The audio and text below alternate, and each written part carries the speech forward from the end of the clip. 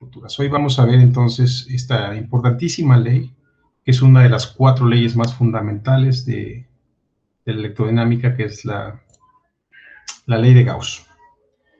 Empezamos pues, ya hemos revisado, dice la recapitulación, y pasamos al material de hoy, que es revisar el concepto de flujo eléctrico y usarlo para esta ley de Gauss. Vamos a plantearla, voy a explicar de qué se trata, es importante que la entiendan, y después vamos a empezar a trabajar un par de ejemplos que tienen el objeto de ilustrar el uso de la ley de Gauss. Entonces, la sección pasada vimos una manera de resolver problemas usando integrales, y a partir de las siguientes clases, después de 5 minutos, con todo el dolor de mi alma, no os voy a poder dejar entrar. Es incómodo interrumpir. Vamos a revisar una manera más sencilla basada en un teorema de cálculo de varias dimensiones. No vamos a revisar ese teorema, se puede probar desde el punto de vista matemático, no es la intención de este curso, sino usarlo. Entonces, cuando ustedes ponen una carga en el espacio, el campo eléctrico es una abstracción. Para nuestros sentidos no es algo visible, algo tangible, pero existe en el espacio. Tiene energía asociada y tiene una presencia física real. Tan real que incluso en el vacío, el campo electromagnético de una estrella que emite su luz, o el Sol en este momento que nos está calentando, emitió su luz hace 8 minutos, viaja a este ente que se llama el campo electromagnético a través del vacío, y llega, y su presencia es muy tangible, ¿no? Ustedes sencillamente salgan y las ondas de infrarrojo del Sol se sienten inmediatamente en la cara, son cosas reales. Sin embargo, es difícil representarlas visualmente. Se usa para esto campos escalares, campos vectoriales, en los cuales la magnitud de la flechita indica la magnitud del vector, y como aquí ven, flechitas proporcionalmente más pequeñas representan intensidades más pequeñas, y el campo eléctrico tiene una dirección, pero es una cantidad vectorial. Eso nos permite visualizar el campo, pero tiene una implicación incluso más profunda, ¿verdad? Cada distribución de carga, en este caso estoy representando un monopolo con carga positiva, que tiene en este caso el vector eléctrico es alejándose de la carga puntual. Si fuera negativo sería hacia adentro. Tiene una geometría muy particular. Si se dan cuenta, la densidad de líneas de campos es más, por unidad de área, es mucho más alta en esta parte que si uno se aleja, ¿verdad? Si uno representa esta configuración que se llama dipolo eléctrico, que aparece en todos los aspectos de la física, por muchos lados, la distribución de campos se vuelve así. Y lo que quiero que observen es que la densidad de líneas, que en este caso representa también la densidad de intensidad de campo eléctrico, es, por ejemplo, menor, de nuevo, entre más se aleja uno. Por ejemplo, en esta zona es muy intensa, ¿verdad? El número de líneas por unidad de área en esta región es más intensa. Para representar esto, vamos a utilizar y definir un concepto que es fundamental en la electrostática. Normalmente aquí hay más ejemplos. Si ponen un dipolo, las líneas de campo son así, 2 cargas opuestas tienen estas representaciones, y en este caso una de estas cargas seguramente tiene una densidad diferente, ¿verdad? Es una representación esquemática, pero hay una asimetría clara aquí, ¿verdad? El punto central es que la geometría y la distribución de las cargas da lugar a una densidad de líneas de campo eléctrico específica a cada configuración, y que vamos a configurar. Aquí aprovecho en cada parte la posibilidad de usar cosas interactivas. La única ventaja de estar. Entonces, por ejemplo, en esta simulación que tienen en las notas, ustedes pueden poner cargas, ¿verdad? Y esta app calcula, es un cálculo real, la intensidad de campo eléctrico. Podemos poner una carga, es la del dipolo que les mostré, ¿verdad? Pueden hacer una configuración que se llama cuadrupolo, que es también, aparecen moléculas, aparecen un montón de cosas, y se dan cuenta que la configuración de campo magnético eléctrico es particular. Pueden poner sensores en esta app, ¿verdad? Y darse cuenta que conforme se alejan, la intensidad del campo disminuye, si no se acerca, la intensidad del campo es mayor, y esta intensidad tiene magnitud y dirección, ¿verdad? Entonces, este tipo de pequeñas aplicaciones son útiles. Podemos hacer un campo de color para la intensidad del campo eléctrico, ¿verdad? Y tener una indicación del valor del campo eléctrico. Entonces, estos juguetitos son mucho más interactivos y visuales. Los invito a que lo revisen y está en las notas.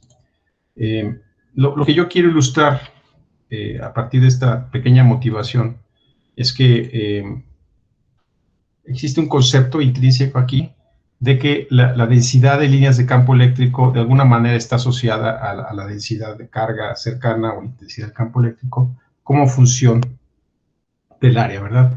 En este caso, la densidad de líneas de campo por unidad de área es mayor para S' que para S. Y esta definición que quiero ir haciendo gradualmente está en el corazón del teorema de Gauss, entender el concepto de flujo eléctrico, densidad de líneas de campo, ¿sí?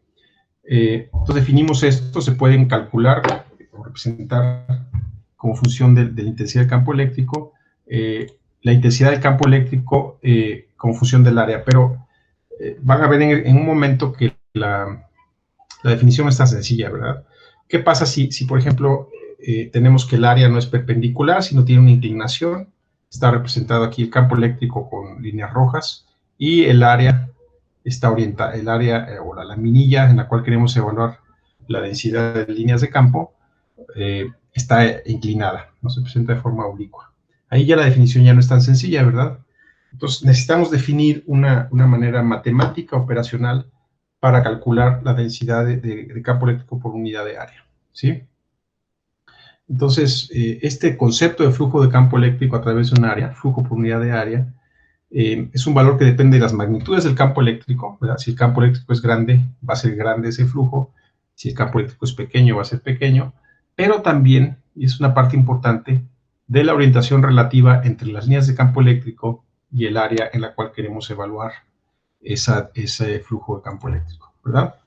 Entonces, si se dan cuenta, necesitamos crear una definición que encapsule estas cosas, que encapsule la dependencia del flujo de campo eléctrico como función de la intensidad del campo eléctrico y también de la orientación relativa entre ambos. Y para eso necesitamos hacer una definición y traer definiciones de cálculo vectorial, que espero que estén familiarizados ustedes con él. En matemáticas, en física, las áreas son vectores. Y si lo piensan un minutito, tiene sentido, ¿verdad? Si ustedes se imaginan una pelota y se agarra un parchecito, ese parche tiene un pequeño cuadradito con el que parchan una pelota. Si ustedes lo ponen en una parte de la pelota, tiene cierto valor, pero está orientado en cierta dirección, ¿verdad? Si lo cambian de dirección a otro lado de la pelota, sigue teniendo la misma magnitud, pero ahora apunta hacia otro lado. Para poder captar ese concepto de que un área es un vector, no sé si lo habían oído alguna vez, pero espero que esta explicación les haya dado sentido, se definió el vector normal a una superficie como un vector que tiene de magnitud, como magnitud del área de este pequeño elemento y como dirección un vector normal a esta superficie, ¿verdad? Perpendicular a 90 grados. Si ustedes definen el vector área de esa manera, es una definición útil que se usa en matemáticas. Tienen que definir una convención, si tienen una topología dada, tienen que definir hacia dónde es el área positiva y negativa. Una vez que la definen, hay que ser consistente con ello en los cálculos que vamos a hacer. Entonces, como ven aquí, el concepto de área, estos pequeños elementos verde oscuros tienen la misma magnitud, miden la misma cantidad de centímetros cuadrados, pero están orientados en distintas direcciones, ¿verdad? Y en ese sentido, nuestra definición de área como un vector se vuelve útil. Se vuelve útil y la vamos a usar en unos minutos. Entonces, regresemos a la definición de flujo eléctrico. se nos ocurre que es la multiplicación de ese vector área por ese vector eléctrico, pero lo que nos debe dar esto es un escalar. Entonces, hay una definición matemática muy útil. Por ejemplo, aquí en este caso el área está inclinada a un ángulo θ, y vamos a ver que existe una definición en matemáticas que es el producto interior o producto punto, que nos va a permitir definir de manera matemática precisa el concepto de flujo eléctrico, ¿verdad? En este caso es perpendicular y el flujo eléctrico va a ser sencillamente el área por el campo. En este caso está inclinada y, como veremos en un minuto, el flujo eléctrico va a ser el producto del coseno del ángulo entre la normal del área y el campo eléctrico multiplicado por la intensidad de campo eléctrico. Entonces, imagínense, para hacer más esto fácil, y en un momento les voy a mostrar un video, el caso crítico asintótico en el que el campo eléctrico, imaginen que va en la dirección de mi mano, así, y el área, bueno, el caso perpendicular nos va a dar el máximo flujo, ¿verdad? Pero si ustedes inclinan el área y la ponen paralela al flujo, el producto punto va a ser cero, ¿verdad? El ángulo entre la normal y el campo eléctrico es exactamente una contribución de cero flujo. Lo que quiero decir es que la definición de producto punto engloba este concepto, ¿verdad? En magnitud, el flujo eléctrico se define como el producto del área por el campo eléctrico por el coseno del ángulo que subtiende la normal y el campo eléctrico, ¿verdad? Entonces, eso está englobado en la definición de producto interno. Muy brevemente les voy a recordar qué es el producto interior en cálculo vectorial. Se los voy a decir verbalmente, pero les pido que lo revisen en sus notas o en las redes, es algo muy convencional. Si ustedes tienen un vector x, y, z, x1, y1, z1, tiene esas coordenadas, y un vector x2, y2, z2, el producto punto del vector 1 y el vector 2 va a ser x1 por x2 más y1 por y2 más z1 por z2. Y se puede probar, en matemáticas se prueba que ese producto, definido así, es igual al producto de las normas de esos vectores, o los tamaños, así le llamamos matemáticos al tamaño, la norma de esos vectores, por el coseno del ángulo que subtiende, ¿no? Se puede probar esto. Entonces, aquí está nuestra primera definición matemática útil. El flujo de campo eléctrico se define como el producto punto, vectorial punto, entre el vector E y el vector A. ¿De acuerdo? Repito que si en este momento la definición del producto interior, producto punto, les es ajena, nunca la vieron o no la recuerdan, tomen nota en su libreta y revisen este concepto, hagan algunos ejercicios, porque lo van a emplear y lo vamos a emplear en este teorema, digamos. Entonces ahí lo pongo así brillante y brincando. La definición del flujo eléctrico es el producto interior entre campo eléctrico en un punto dado y el área, una pequeña área que se defina en esa región. Entonces, aquí hay un video, de nuevo, aprovecho los materiales audiovisuales con los que contamos y, por ejemplo, se ilustra en este caso el efecto, el producto, hay un área roja. Si el área es más chiquita, el flujo es menor. Si el área crece, el flujo es mayor, ¿verdad? Es la primera dependencia de esta definición matemática que acabo de hacer. El campo eléctrico es el campo verde. Si el campo eléctrico es más atenuado, el flujo es menor también para un área fija. Ahí estamos ilustrando qué pasa si el campo eléctrico cambia en magnitud y se vuelve más débil, más atenuado. Y qué pasa también cuando uno inclina la superficie, ¿verdad? Como verán, la superficie intersecta menos rectas, menos líneas de campo, conforme ustedes inclinan esa área, y más líneas de campo conforme la hacen perpendicular, ¿verdad? Ahí el vector normal es perfectamente opuesto al resto. Entonces hay ahora maneras de visualizar estas cosas en vez de que las actúe el profesor con sus manos. Y ahí les dejo el video para que vean visualmente qué significa esta definición que se acaba de presentar, ¿verdad? la van a explorar también en la sección de ejercicios, el flujo eléctrico, ¿sí? Ahí se quedan las notas y los invito a que las revisen. De hecho, una breve nota sobre esto. Están publicadas en principio, creo que ustedes tienen derecho a accesarlas, pero si no es así, pueden solicitar permiso, yo se los doy para que las bajen. Pueden bajarlas, compartirlas, son de uso perfectamente libre, ¿sí? Vamos a ver un ejemplo concreto.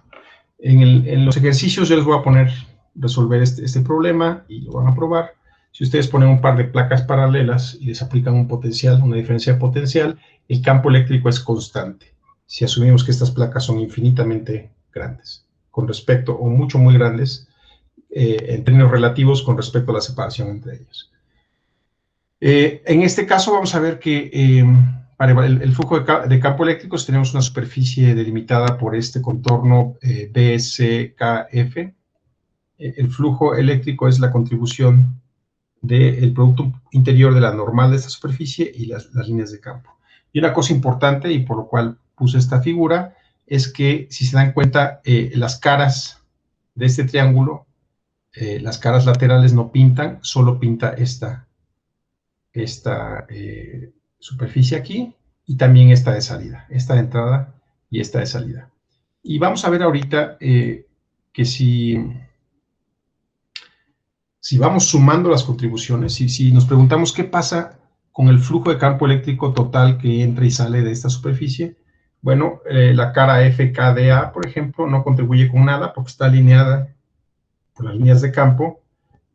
Las caras ABF y KCD, que son los triangulitos estos laterales también, tampoco contribuyen, y las únicas que contribuyen son esta área, ADCB, y el área oblicua KCBF, ¿verdad? Son las únicas que contribuyen. Y además, si tomamos una definición de vector normal en esta dirección, y en esta dirección opuesta, en este caso, los campos tienen valores, los flujos de campo tienen valores negativos, ¿sí? Y entonces, primera observación de este ejercicio un poco abstracto, y vamos a estar repitiendo esto, es que el flujo a través de una superficie, es en este caso agarramos un triángulo, el flujo total de una superficie que no contiene ninguna carga es cero, ¿verdad? Y es un resultado que aparentemente es muy aburrido, pero nos está acercando poco a poquito, todas estas cosas que estoy definiendo, a la definición final del teorema de Gauss, que les reitero y les insisto, es increíblemente poderoso, es muy, muy poderoso, ¿no? Entonces, primer resultado visual, geométrico, heurístico, es que la integral o la suma del flujo de campo eléctrico en una superficie cerrada que no contiene cargas es cero, ¿verdad? Esto tendríamos que probarlo matemáticamente y eso es lo que se hace en los cursos avanzados de cálculo vectorial. Se prueba que la integral de flujo de un campo vectorial definida como el flujo definido como el producto interior campo vectorial punto área es cero para superficies cerradas, en las cuales no hay cargas o generadores de campo, ¿verdad? Entonces, es un primer resultado aparentemente aburrido, pero ahorita van a ver cuál es la relevancia, ¿verdad? ¿Cómo se prueba esto de manera más o menos? Les voy a esbozar cómo se hace esto. Las matemáticas ya formales son mucho más avanzadas de las que ustedes van a ver en su carrera, yo creo, que es el cálculo vectorial. Pero esencialmente imagínense una superficie arbitraria, ¿verdad? Es una superficie arbitraria, una sabanita. Y entonces ustedes van a poder definir o construir esta superficie, se llama variedad en términos matemáticos, como una suma de parchecitos de tamaño delta A, ¿verdad? Diferenciales de área, y con esto pueden cubrir todas. Y se puede probar que si esa superficie es topológicamente cerrada, siempre puede encontrar una antípoda perpendicular a esta del otro lado, en la cual el vector área apunta en la dirección opuesta, ¿verdad? Como ocurría en este caso. Y entonces, este es heurístico, les digo, no voy a probar nada ahorita, pero el teorema de Gauss, en su primera versión, establece que la suma del flujo de un campo vectorial es cero en superficies cerradas. Resultado muy importante, donde el campo se define como la suma de cada una de las contribuciones de estas pequeñas aritas, ¿verdad? Áreas pequeñas cubriendo absolutamente toda la forma geométrica. En el límite, evidentemente, cuando estos pequeños parches se hacen diferencialmente pequeños, muy pequeñitos, el flujo total en una superficie es esto que se llama integral de superficie del producto E.n, que es el flujo de campo eléctrico, por dA, que es la diferencial de área, el tamaño de esta área pequeñita, ¿verdad? Esto es el primer resultado del teorema de Gauss, que parece aburrido. Vamos a ver ahorita dónde nos lleva, ¿verdad? Para que esto no sea una cosa abstracta y podamos irlo aterrizando con ejemplos concretos, vamos a tratar de resolver este pequeño problema, ¿verdad? Está sencillito para que no se me frustre. Entonces tenemos un área, un pequeño rectángulo de tamaño A de un lado y B del otro, ¿verdad?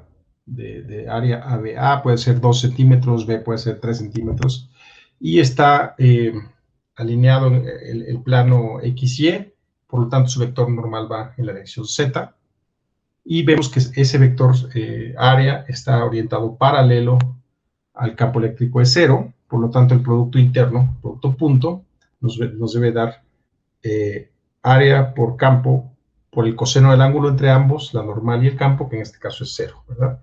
Y el coseno de 0 es 1, si se acuerdan o si lo quieren verificar de manera independiente. Entonces, vamos a ver este problemita, se ve sencillo, pero así vamos a ir construyendo, que es la intención de estas sesiones, que poco a poquito vayan tomando conocimiento sencillo y construyendo cosas complejas.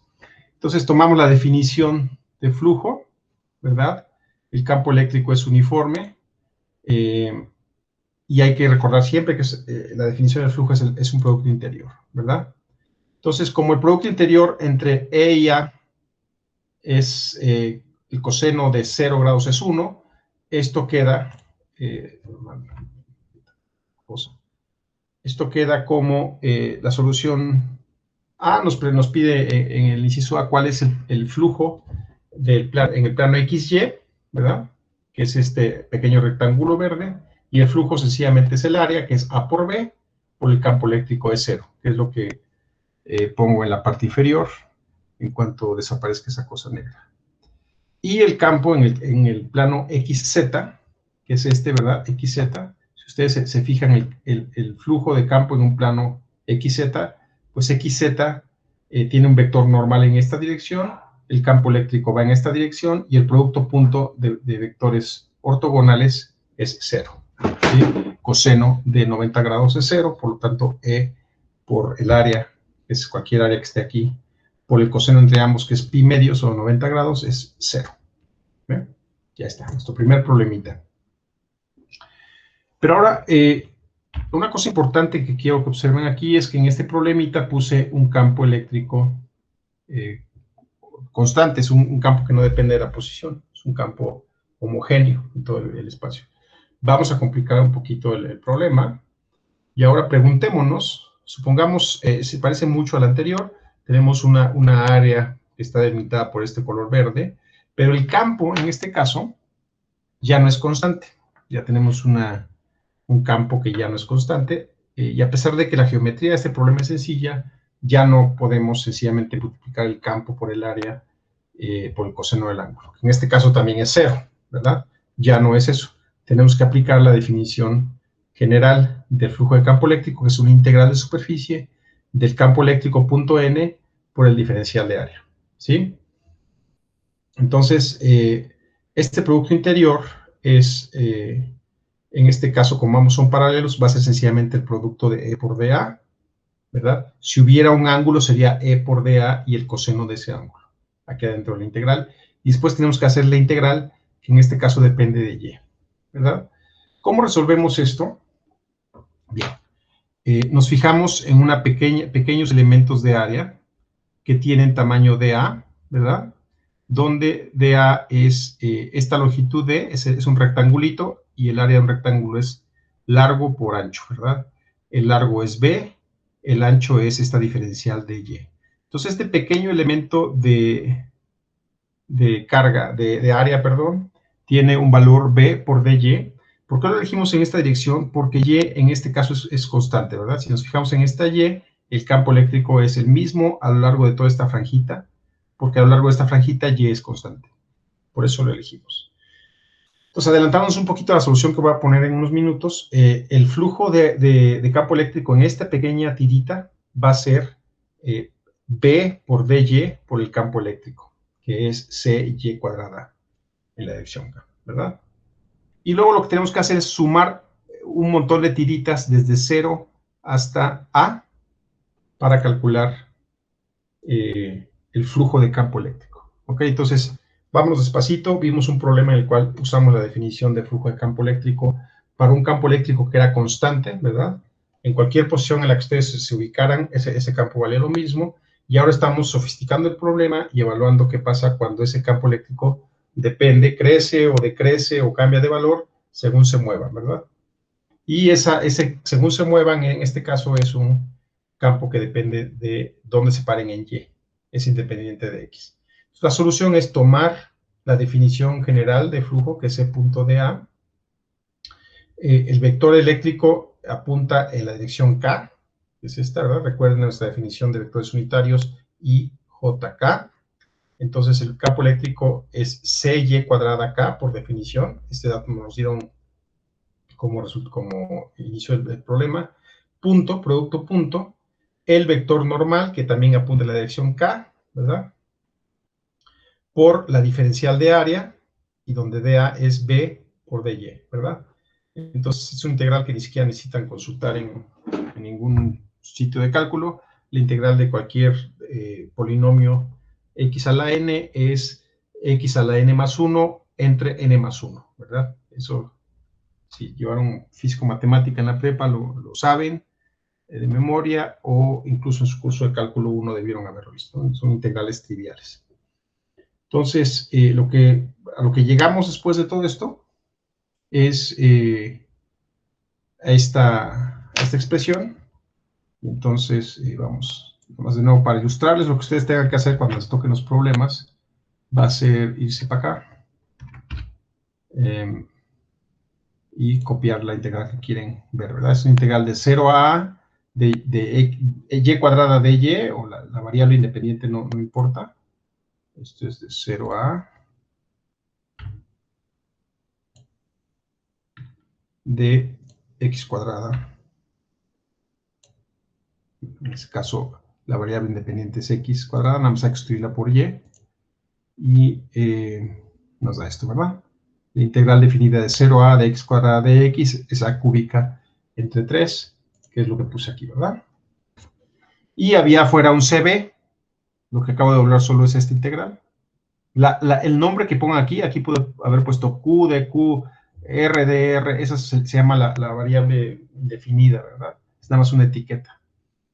Al hacer esa integral les queda esto, ¿verdad? BC por 1/3 de a cúbica.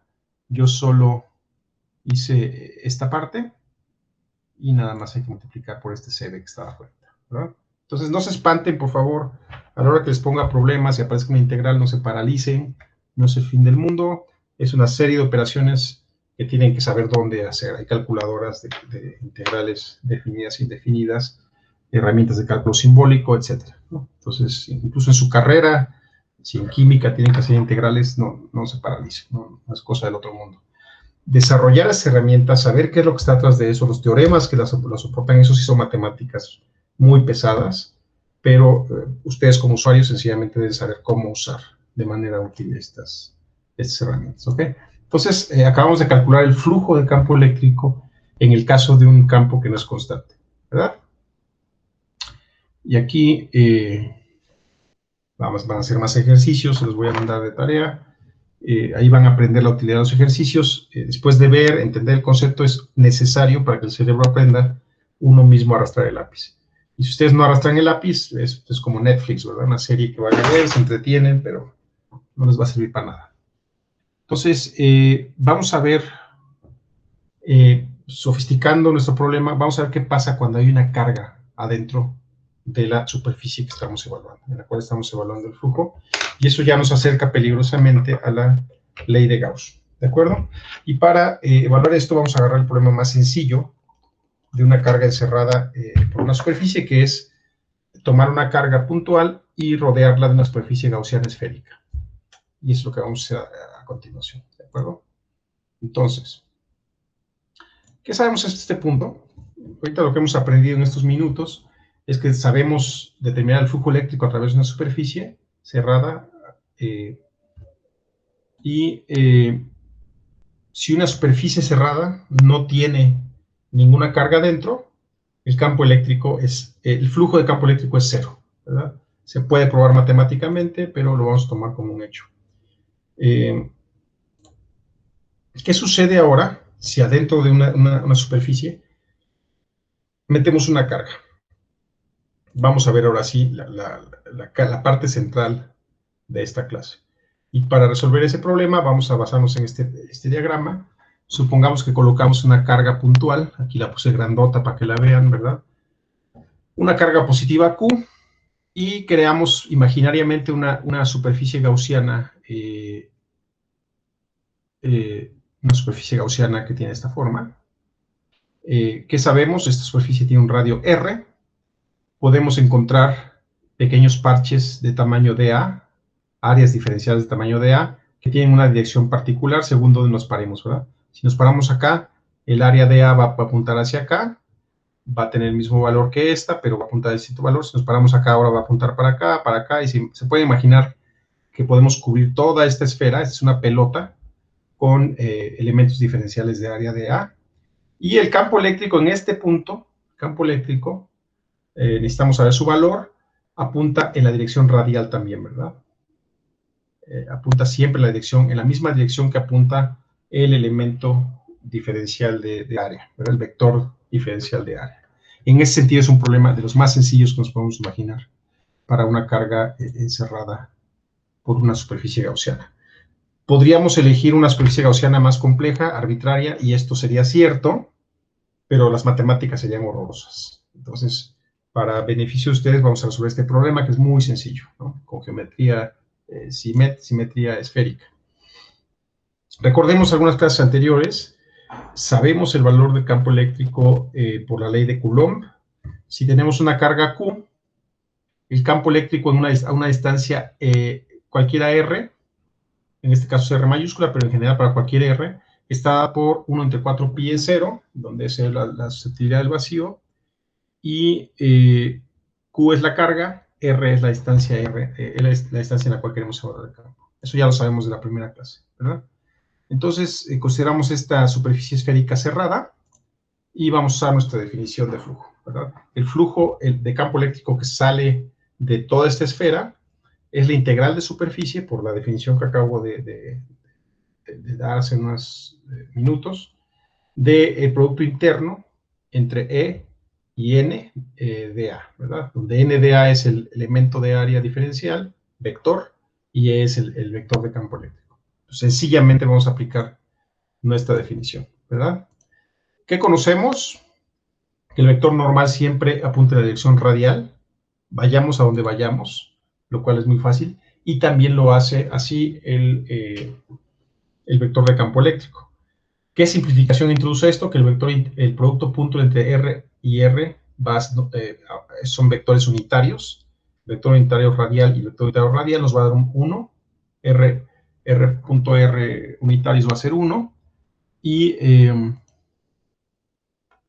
la diferencial de área la vamos a definir. Eso es una definición ahora de lo que es un esterradián. Un esterradián se define como el cociente entre una área dada y el radio que la sostiene, ¿verdad? Así como hace unas clases les definí lo que es un radián, en una superficie, un esterradián o ángulo superficial se define como el área dividida entre el radio que la sostiene, ¿verdad? Entonces, esta dA, por la definición de radián, es esto, RdA.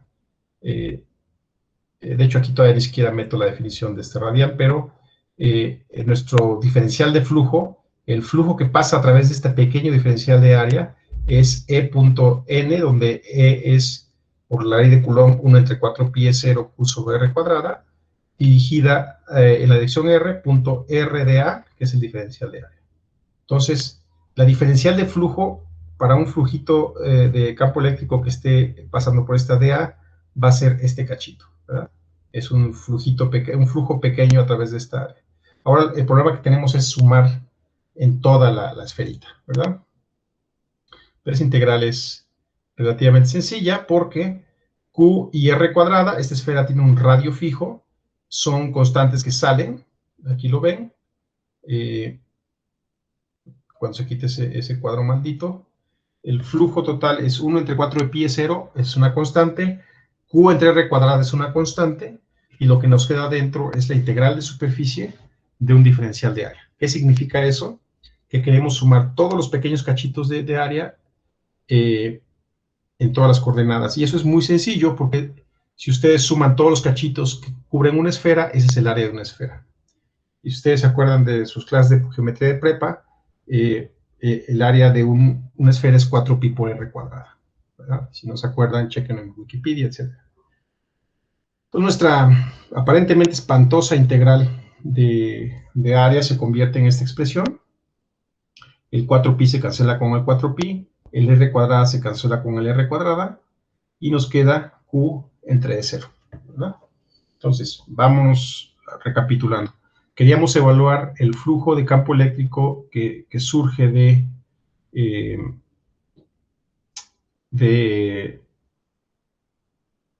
poner una carga puntual, y hemos encontrado que ese flujo es la carga puntual dividida entre la permitividad del vacío E0. ¿Y qué creen? Este cálculo, aunque parece muy específico, en realidad se puede generalizar. Podría yo probar a ustedes con el teorema de Gauss, Gauss era un matemático en realidad, no era un físico, que esto que les acabo de decir es válido para cualquier superficie, no solo para una esfera. Y es la parte de las matemáticas que no voy a entrar, ¿no? Es cálculo 4, cálculo vectorial, pero se puede probar esto que les estoy diciendo, ¿no? Entonces, el flujo de campo eléctrico en una superficie que encierra una carga, acabamos de encontrar que es igual a esa carga dividida entre la susceptibilidad del vacío, ¿verdad? Y eso, señoras y señores, es ni más ni menos que el teorema que tanto les he estado cacareando, que es el teorema de Gauss. Y que no me voy a cansar de enfatizarles, es una herramienta muy poderosa si uno se apoya en construir bien una superficie gaussiana para calcular la magnitud del campo eléctrico en distintas configuraciones. Vamos a irnos poco a poquito, les voy a mostrar eso, cómo se usa este teorema en un par de ejemplos, y en la sección de ejercicios van a poder explorarlo de manera más específica. Entonces, ¿qué acabamos de ver? Estas imágenes que presento quieren representar visualmente lo que acabamos de ver. Si tenemos una fuente de campo afuera de una superficie, imagínense que esta superficie es perfectamente arbitraria, lo que les dije en la primera parte de esta derivación, o más bien de esta plática, porque no es ninguna demostración, es que el flujo de campo eléctrico en una superficie cerrada es cero, ¿verdad? Porque siempre pueden encontrar para una densidad de flujo que va en esta dirección, una densidad de flujo opuesta antípoda a estos parches, ¿verdad? Entonces, si uno va sumando pares por pares, cubre uno toda esa superficie, y el flujo de campo eléctrico en esta superficie cerrada es cero. Si ustedes encierran cargas, en este caso hay una carga dentro, el flujo de campo eléctrico, en este caso un dipolo, es igual a la carga que se encierra dividida entre E0. En este caso, fíjense, la carga que se encierra es más y menos, una carga positiva y una carga negativa, esto nos da 0, y eso nos indica que el flujo de campo eléctrico en una superficie cerrada que encierra un dipolo es 0. Y el flujo de campo eléctrico en una superficie arbitraria que estamos representando aquí por este colorcito naranja, debe ser igual a la carga que se encierra aquí entre E0. Y quiero que mediten un minuto en el poder de este teorema. No les estoy dando ningún detalle, absolutamente ningún detalle, de la forma de esa superficie, que le vamos a llamar superficie gaussiana a partir de ahora, es una superficie imaginaria.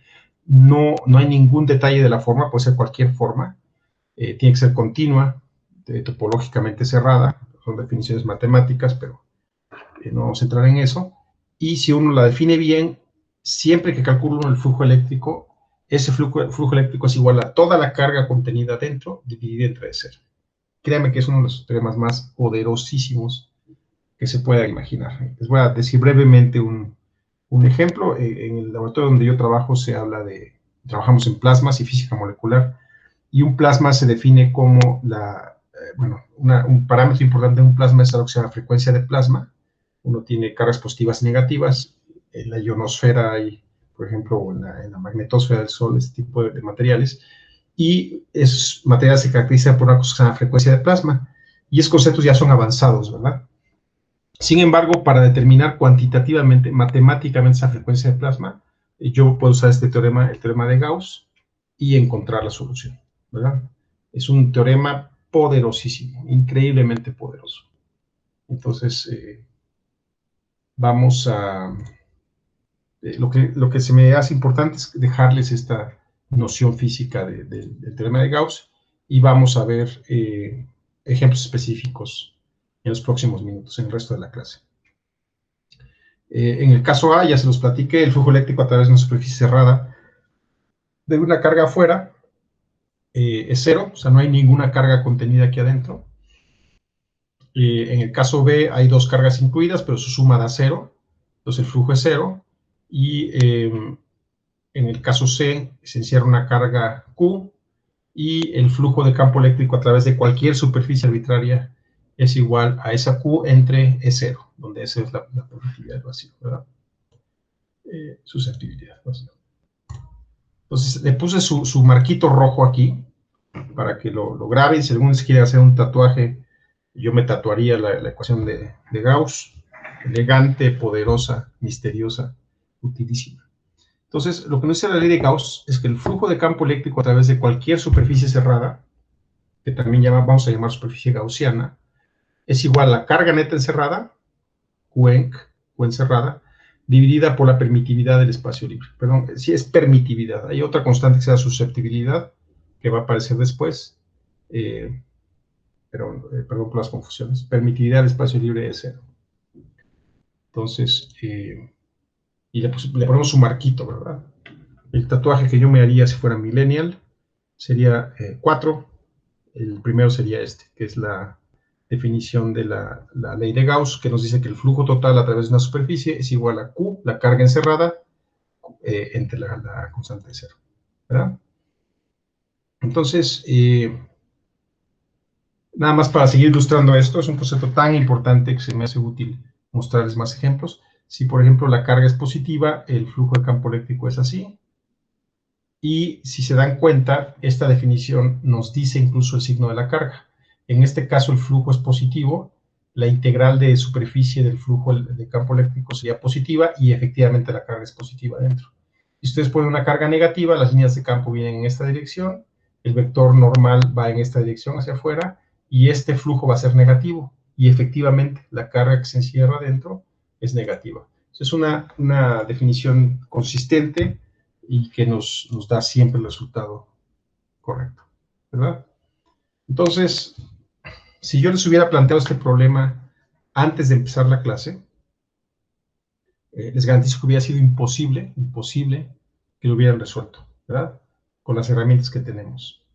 Pero ahorita, con esta definición de la ecuación de Gauss, el teorema de Gauss, lo podemos hacer en un segundo. Nos dice el problema: calcula el flujo eléctrico a través de cada superficie gaussiana que se muestra, ¿verdad? Pero malévolamente no nos dicen, bueno, solo en este caso es una esferita, ¿verdad? Pero la forma de estas áreas no la sabemos, sería difícil expresarla de manera analítica, y si nos las dieran analíticamente sería muy complicado hacer las integrales, pero el teorema de Gauss nos dice sencillamente que hay que fijarse en cuánta carga hay encerrada, en este caso 2 microcoulombs, en el caso A, por E0, que es la permitividad del vacío. En el caso B, menos 2 microcoulombs, entonces el flujo es este. En el caso C, están encerrados 2 microcoulombs, estos que están afuera no pelan, nos consideramos, el flujo de campo eléctrico sería este, y en este caso las únicas cargas encerradas son 6, menos 4 y menos 1, ese es igual a 1. 6, el caso de es menos 4 más 6 menos 1 es 1.1, es al 1.1, es aquí un error. Al dividir por E0, perdón. Y es el flujo, y en el caso E hay 10 microcoulombs menos 10 microcoulombs, 0 microcoulombs, estas no pintan y el campo es 0. El flujo de campo eléctrico es 0.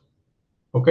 Entonces, sin entrar en detalles de la forma de la superficie gaussiana, esta ley de Gauss nos permite llegar a soluciones aritméticamente fáciles de evaluar del flujo de campo eléctrico. ¿De acuerdo? Y vamos a regresar a problemas que hubiéramos tenido que resolver con electrostática, como lo hicimos en la clase pasada con integrales y rompiéndonos la cabeza.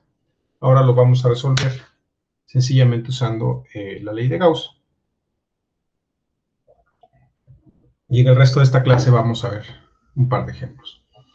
¿Cuál es el precio que uno debe pagar para poder usar esta ley de Gauss de manera práctica? Que uno debe elegir de manera sensata, inteligente y creativa esas superficies gaussianas. Y esa elección de la superficie correcta de Gauss es la clave para resolver problemas. Porque esencialmente cuando hay simetrías, y las más fáciles son esféricas, cilíndricas o planas, entonces es fácil definir superficies gaussianas ad hoc que nos van a permitir resolver problemas de manera trivial. Pero el reto entonces va a ser identificar esas simetrías. Entonces, ¿por qué son útiles las simetrías, los problemas que tienen simetría cilíndrica o esférica? Porque, como vimos en el problema en el cual resolvimos el flujo de una carga puntual en el centro, el campo eléctrico es también paralelo al vector normal de área de esas superficies. Y cuando eso ocurre, entonces el problema se simplifica de manera increíble. No quise, en verdad, para no espantarlos, poner una integral de estas cuando no ocurre eso, ¿verdad? Son integrales espantosas. Entonces, la parte central es identificar las simetrías. Antes de evaluar y revisar el concepto de simetrías para superficies gaussianas, vamos a detenernos un minutito y les quiero compartir la estrategia cuando les presente los problemas en las tareas de evaluar flujos con el teorema de Gauss. ¿Ok? Punto número 1, identifiquen si el problema tiene una simetría dada. Una simetría se define como la invariancia o el no cambio de una propiedad cuando ustedes cambian algo. Cambian, por ejemplo, desplazan algo o giran o doblan. Si al doblar, girar o desplazar algo, la magnitud física que están evaluando no cambia, eso se llama una simetría o una invariancia. Entonces, punto número 1, hay que identificar la geometría del problema. Y si ese problema tiene algún tipo de simetría. ¿Ok? Ya que identificaron que el sistema tiene algún tipo de simetría, entonces elijan una superficie gaussiana que sea consistente y coherente con esa simetría. Por ejemplo, en el caso de la carga puntual, la simetría es esférica, ¿verdad? La magnitud del campo eléctrico no depende del ángulo, solo depende del radio, de la distancia radial. En ese sentido es esférica y, por lo tanto, la superficie que yo elegí para ese problema fue una esfera. Y al evaluar la integral, la simetría de la superficie nos permite factorizar este producto punto fuera de la integral, porque no va a depender de ningún ángulo. Y se sale, como en el caso del problema anterior, fuera de la integral. Y el siguiente problema, la siguiente parte del problema es evaluar la carga adentro, la carga encerrada. En los ejemplos anteriores puse casos triviales, una carguitas discretas. Vamos a evaluar ahorita un caso un poco más complejo en el que se tiene una distribución homogénea de carga y vamos a evaluar, por ejemplo, el campo eléctrico afuera y adentro de esa distribución de carga, ¿verdad? Entonces, esos son los 4 puntos que sugiero atiendan, la estrategia que sugiero usen para resolver los problemas que vamos a ver a continuación. Finalmente, si ya eligieron una buena superficie gaussiana, determinaron de manera correcta la carga que se encierra en el volumen. La evaluación del campo eléctrico es trivial si se usan los resultados que obtuvieron en los pasos 3 y 4. ¿Ok? Hay tres tipos de simetría y otros, coordenadas más generales, más complejas, que no vamos a revisar aquí, pero para propósitos de este curso vamos a definir tres simetrías, ¿verdad? Distribución con carga de simetría esférica, distribuciones de carga con simetría cilíndrica y distribuciones de carga con simetría plana.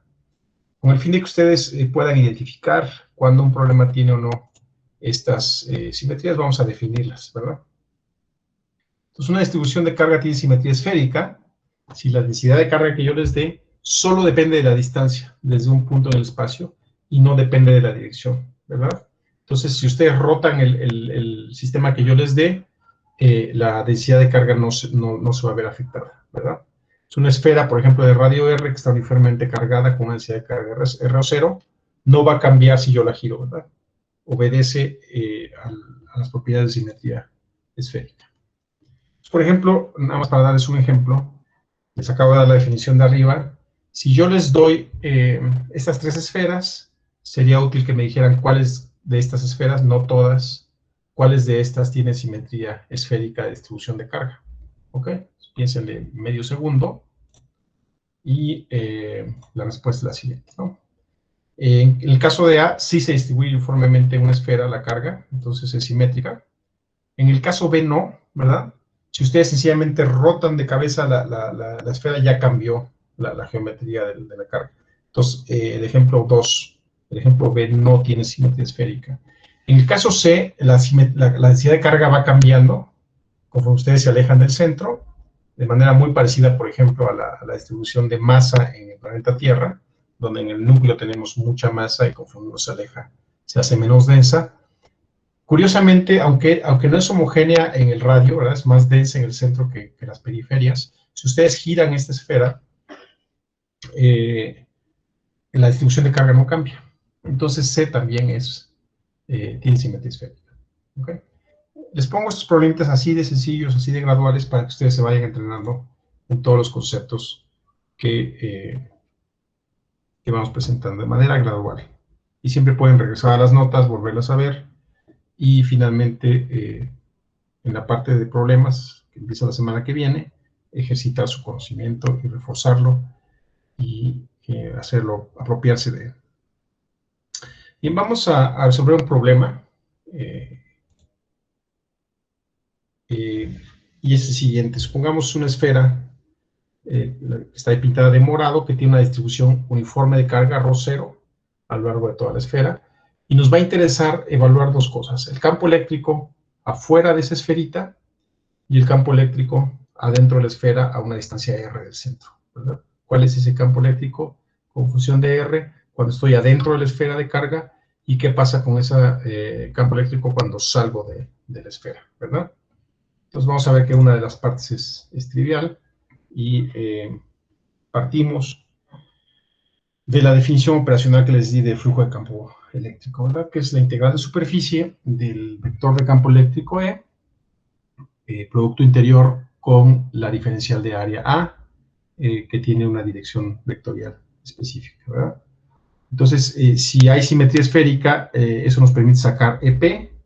EP no depende de las variables angulares, y sencillamente el flujo eléctrico es ese campo E en este punto por el área, ¿verdad? Y por el teorema de Gauss, entonces el campo eléctrico en este caso de una carga homogéneamente distribuida es una pelotota, es 1 entre 4 pi 0 Q encerrada entre R cuadrada. Y aquí observarán, si son rápidos de mente, que el resultado que acabamos de obtener para una distribución de carga no infinitamente pequeña, sino finita, o sea, grandota, una pelota, es idéntico a la solución de que si toda la carga estuviera contenida en el centro, ¿no? En física 1 probablemente llevaron gravitación o teoría de gravitación, y probablemente exploraron estos problemas. El planeta Tierra tiene una distribución de masa, en ese caso no es carga, sino masa, que está distribuida en todo el planeta. el resultado, hay un teorema análogo de Gauss para gravitación, porque es general para cualquier campo, y el resultado es bien interesante. En el caso de la Tierra, ustedes en sus casas están siendo atraídos, ¿verdad?, hacia sus asientos, hacia el centro de la Tierra, y esa fuerza gravitacional es idénticamente equivalente a si ustedes pusieran toda la masa del planeta Tierra en el centro de la Tierra, y la fuerza sería idéntica, ¿no? Si lo piensan un minuto, es un resultado sorprendente, porque en realidad usted los está trayendo el pedazo de masa que está en las montañas, hacia allá, algunos kilómetros hacia la Tierra. Todas esas contribuciones dan como resultado que el campo gravitacional, haciendo esta analogía, en este caso el campo eléctrico, sea igual al de una carga puntual en el centro. Son resultados bien interesantes, ¿no? Vamos a ver ahora este caso que les digo, cuando está afuera y adentro. Afuera ya lo hice ahorita, vamos a ver adentro, ¿qué pasa adentro?, ¿verdad? Entonces, para evaluar el caso de afuera, estaba en la filmina anterior, en la presentación anterior, y en el caso de adentro vamos a ver también qué ocurre, y para eso vamos a elegir superficies gaussianas, que vamos a representar por superficies con línea punteada, como esta y esta, ¿verdad? La distribución de carga moradita es la misma, este círculo es idéntico a esto, pero para evaluar el problema, en este caso tomamos una superficie gaussiana externa para calcular el campo afuera de la distribución de carga, y en el caso de la distribución interna vamos a elegir esta superficie gaussiana. Y vamos a sencillamente aplicar nuestro teorema de Gauss. En la superficie gaussiana A, el campo eléctrico en este punto E interior es 1 entre 4 pi es 0 por la carga total encerrada entre R cuadrada, con el resultado que obtuvimos en la sección anterior. Perdón, está al revés.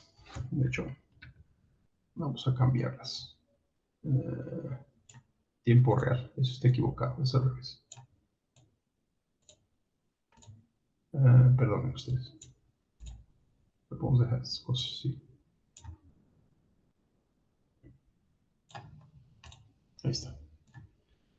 El caso de la superficie gaussiana que está dentro de la esfera, el campo eléctrico en el interior de esta distribución de carga, piensa en un minuto y es un problema que ya no está tan trivial, es 1 entre 4 pi es 0, la carga que está within, en inglés es adentro de R menor que R, ¿verdad?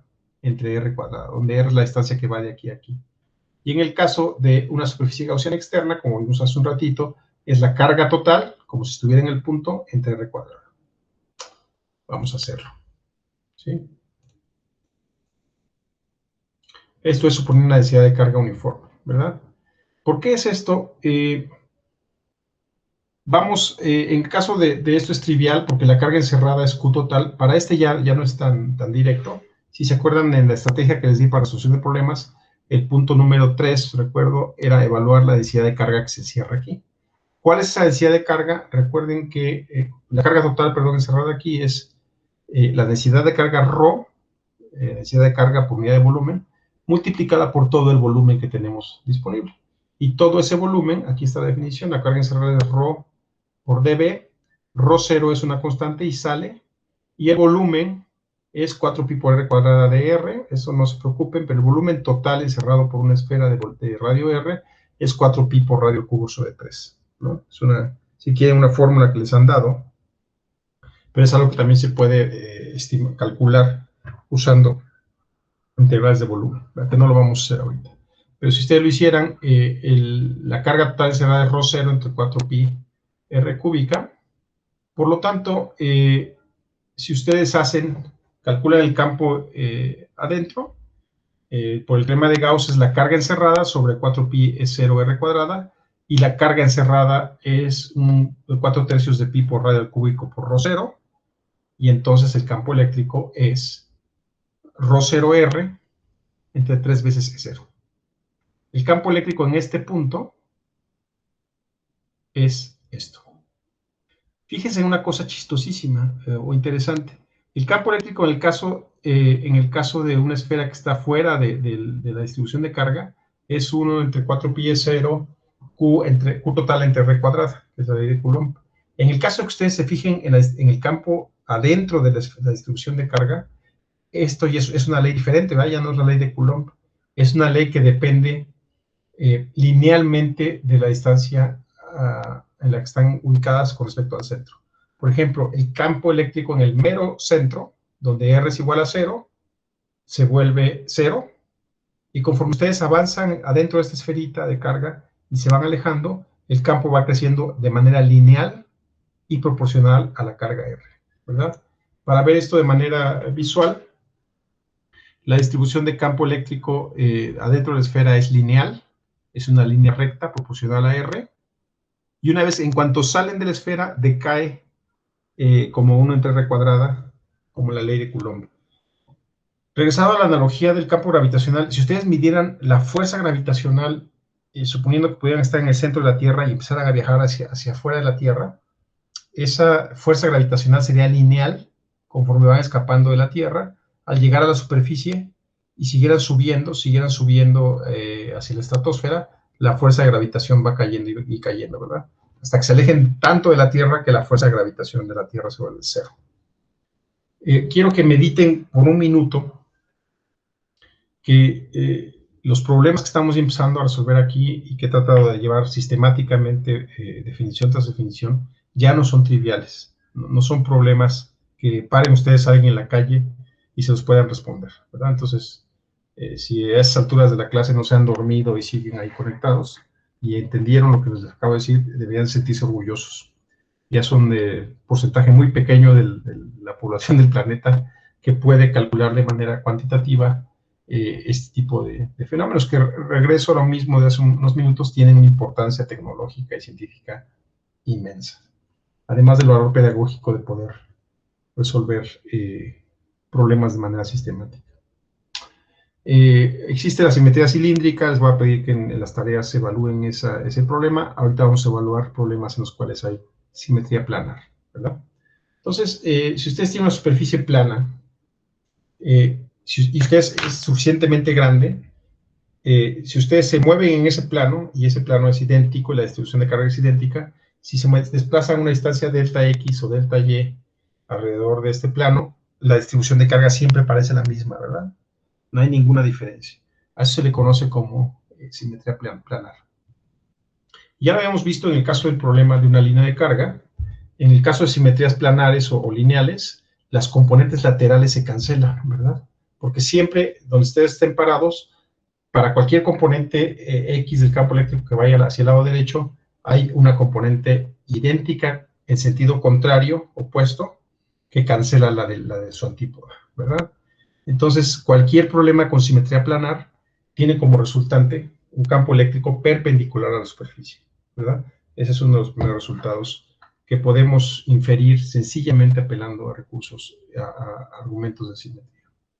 Entonces, el campo eléctrico para cualquier problema con superficie planar tiene una componente eléctrica perpendicular, ¿verdad? Y si piensan un poquito, lo que acabo de decir es cierto.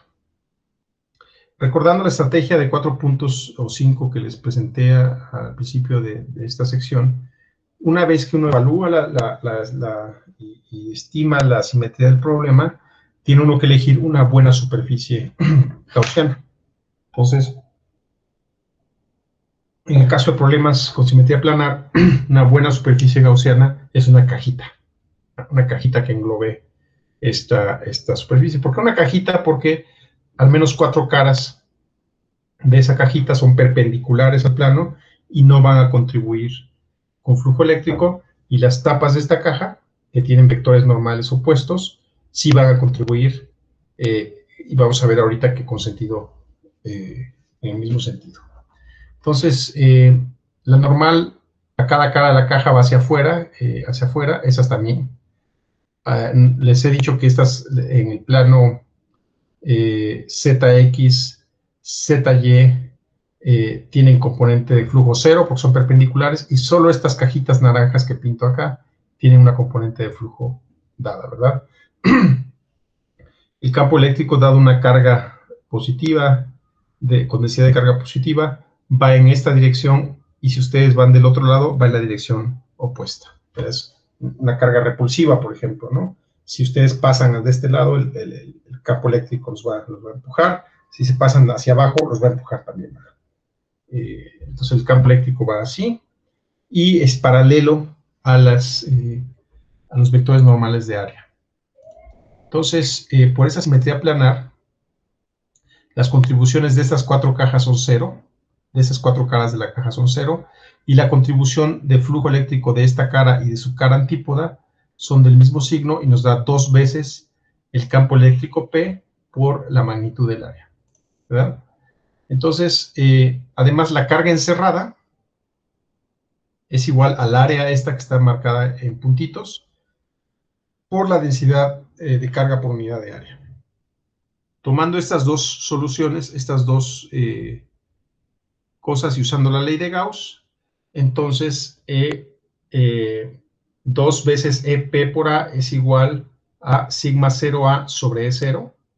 Aquí está la definición. Si ustedes pasan dividiendo A y 2 de este lado, les queda que el campo eléctrico en una posición P por arriba de un plano es igual a la distribución de la densidad de carga de área bidimensional dividida entre 2 veces E0. ¿Qué es lo que acabamos de obtener? Que el campo eléctrico de una superficie plana infinita es constante e igual a este valor, donde sigma 0 es la densidad de carga. Entonces va a ser un campo mayor en la medida en la que esta densidad de carga por unidad de superficie sea grande, y un campo más chiquito si esta es chiquita, ¿verdad? Es proporcional a la densidad de carga y constante. Si yo quiero de nuevo que mediten que, como vieron el problema, sencillamente una línea de carga, tenemos que hacer integrales, ir a checar cómo se hacen esas integrales y ver límites, evaluar la integral definida, y fue un problema que no es directo. Aquí, en 2 patadas, eligiendo una superficie gaussiana adecuada y usando el teorema de Gauss, llegamos rápidamente a una solución, prácticamente sin hacer matemáticas, ¿no? Porque estas integrales, aunque se ven espantosas, en realidad se simplifican a sumas algebraicas muy sencillas, y usando el teorema de Gauss llegamos a este resultado, en 3 renglones.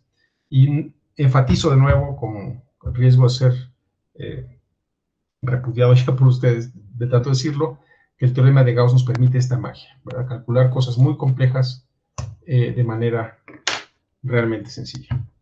Entonces, todo lo que tengo preparado para ustedes, chicos, el miércoles siguiente vamos a continuar con el programa, y ya empecé a elaborar la hoja de problemas.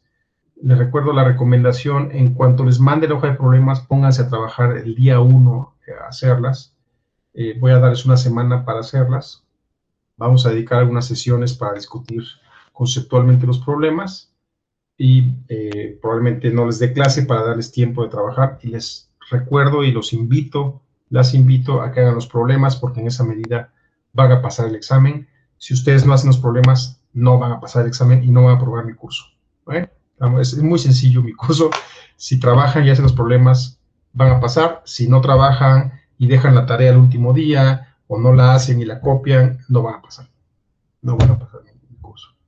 Entonces, es todo, chicos.